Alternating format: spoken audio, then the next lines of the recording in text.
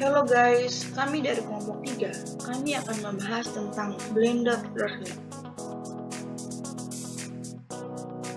Anggota kelompok kami yaitu Kalam Iksani Akbar, Lina Ayokofia, Nabila Nurdiana, dan Nur Evita Fidianti.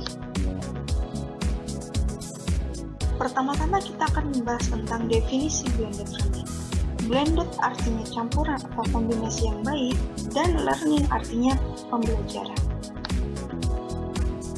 Jadi, blended learning merupakan pengembangan lebih lanjut dari metode e-learning, yaitu metode pembelajaran yang menggabungkan pembelajaran tradisional tatap muka atau face-to-face dengan sistem e-learning atau pembelajaran online.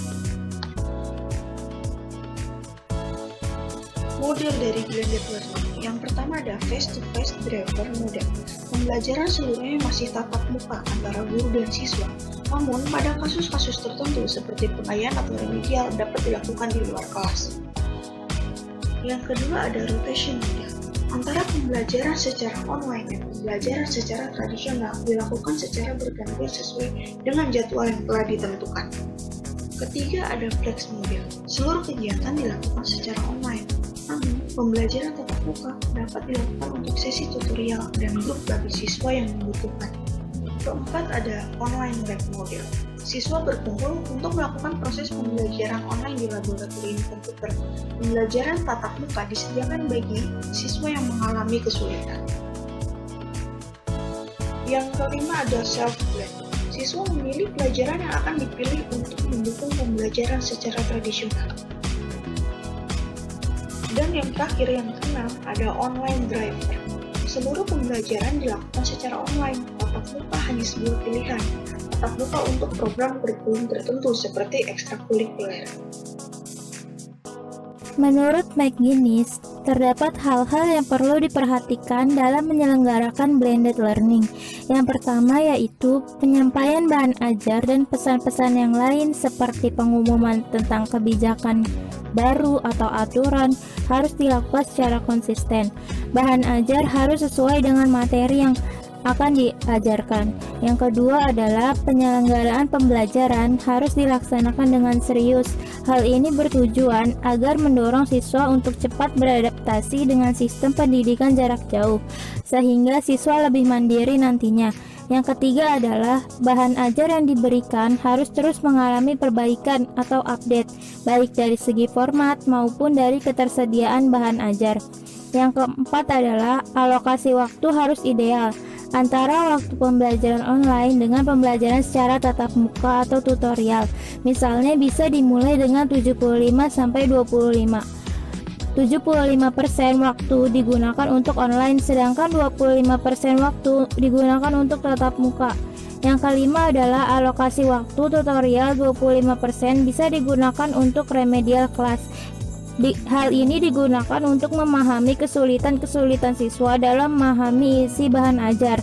Yang keenam yaitu diperlukan kepemimpinan.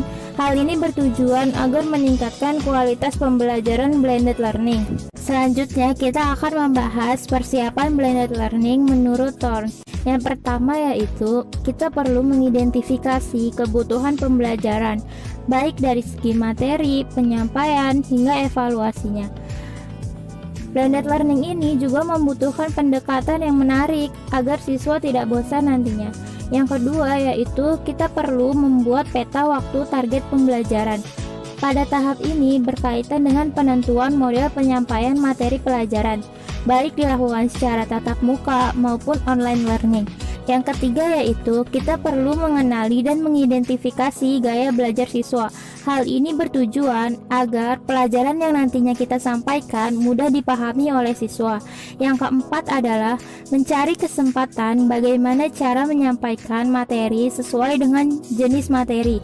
Misalnya untuk materi A disampaikan dengan metode diskusi, sedangkan untuk materi B dengan metode penugasan literatur.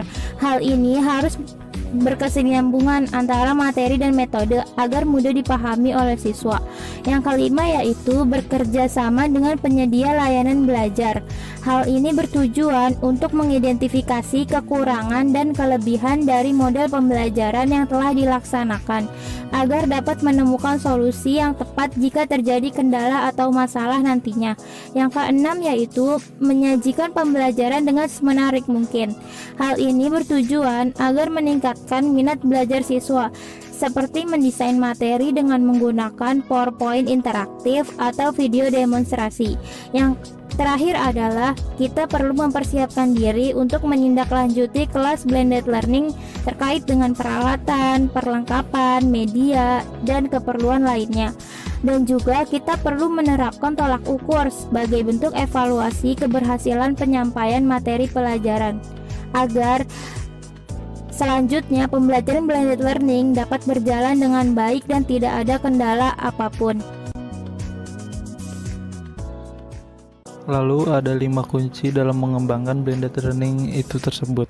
Yang pertama itu ada komponen live event atau pembelajaran langsung, self-paced learning atau mengombinasikan pembelajaran konvensional dengan pembelajaran mandiri, collaboration, mengkolaborasi guru dan siswa, assessment yaitu mengukur keberhasilan siswa, lalu ada performance support, material, sarana dan prasarana pendukung.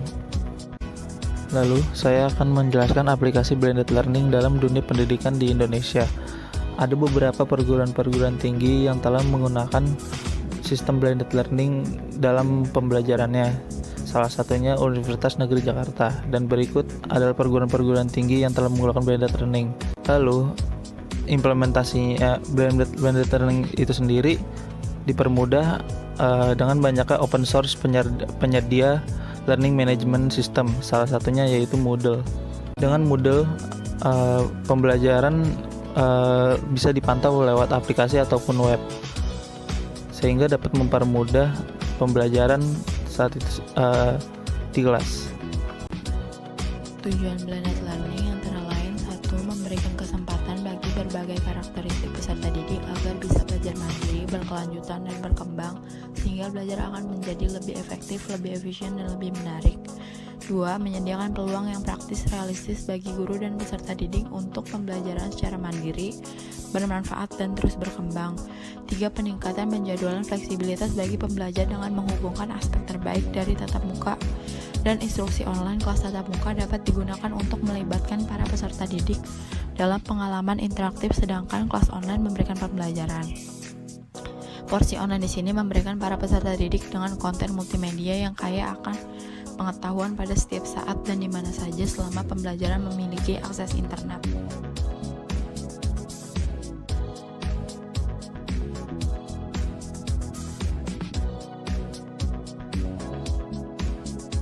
Ada 7 kelebihan blended learning. 1. Penyampaian pembelajaran dapat dilaksanakan kapan saja dan di mana saja dengan memanfaatkan sistem jaringan internet. 2. Peserta didik memiliki keleluasan untuk mempelajari materi atau bahan ajar secara mandiri dengan memanfaatkan bahan ajar yang tersimpan secara online. 3. Kegiatan diskusi berlangsung secara online atau offline dan berlangsung di luar jam pelajaran. Kegiatan diskusi berlangsung baik antara peserta didik dengan guru maupun antar peserta didik itu sendiri. 4. Pengajar dapat mengelola dan mengontrol pembelajaran yang dilakukan siswa di luar jam pelajaran peserta didik. 5. Pengajar dapat meminta kepada peserta didik untuk mengkaji materi pembelajaran sebelum pembelajaran tatap muka berlangsung dengan menyiapkan tugas-tugas pendukung. 6. Target pencapaian materi-materi ajar dapat dicapai sesuai dengan target yang ditetapkan. 7. Pembelajaran menjadi luas dan tidak kaku. Ada 6 kekurangan blended learning. 1. Pengajar perlu memiliki keterampilan dalam menyelenggarakan e-learning. 2. Pengajar perlu menyiapkan waktu untuk mengembangkan dan mengelola pembelajaran sistem e-learning, seperti mengembangkan materi, menyiapkan assignment, melakukan penilaian, serta menjawab atau memberikan pertanyaan pada forum yang disampaikan oleh peserta didik.